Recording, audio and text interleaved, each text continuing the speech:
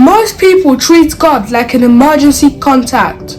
You pray only when you're scared. You pray only when you're desperate.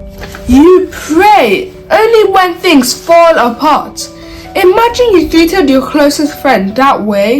You disappear for months, never listen, never spend time together, but suddenly you come when you are in need. That is no relationship, that is transaction. And many people unknowingly treat God that way. This video will teach you simple steps to have a real personal relationship with God. The first step is surprisingly simple. Stop trying to sound spiritual. God doesn't need a performance. You don't need perfect words. You don't need fancy prayers. Just talk. Tell God what you are afraid of. Tell Him what you're angry about.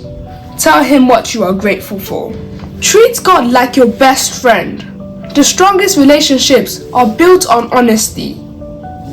If God already knows your heart, pretend it doesn't make sense anyways. Real prayer starts where pretending ends. Step 2. Listen. Don't just talk. Here is where most people make mistake. They only talk to God, but they never make space to listen.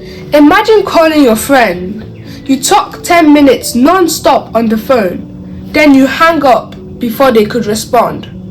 Does that not sound ridiculous? Yet, many people do exactly that with God.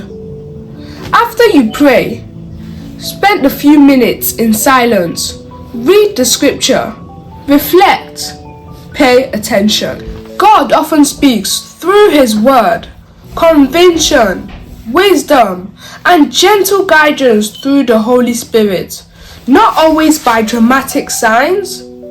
The relationship grows when communication goes both ways. Step 3. Show up daily. A relationship with God is not built in one powerful moment. It is built in consistent moments. 5 minutes every day is more powerful than one emotional hour once a month. Think about it. Athletes train daily. Musicians practice daily. Strong friendship grow through regular contact. So why would a relationship with God be different? I want you to know that consistency turns faith into connection, and connection turns faith into something real. Here is the step most people miss. Step 4.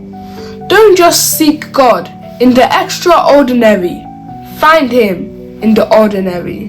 While driving, you can say simple prayers such as, "Guide me, O God. Be with me, Lord." Also, you can put simple, quiet worship music so you can feel His presence. While walking, pay attention to what you see, you hear, and you feel. Take time to reflect on the beauty of God's creation. Be attentive to people you meet.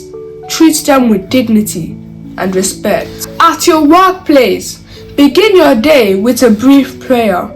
"Oh Lord, help me to serve others today." Do your work carefully, even when no one is watching. Treat your co-workers and clients with respect and patience. Other things include trusting God always, obeying His word, and relying on His own strength rather than your ability.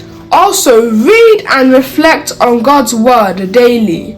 Remain faithful even when circumstances are challenging. Involve God in your daily activities, because a relationship with God becomes real if He is not just part of your life but becomes a center of it. So here's a challenge. For the next 7 days, have a 5 minutes daily talk with God.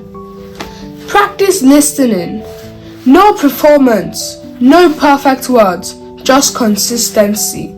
If you're willing to try it, put "I am starting today" in the comment section, and you may be surprised by what happens next.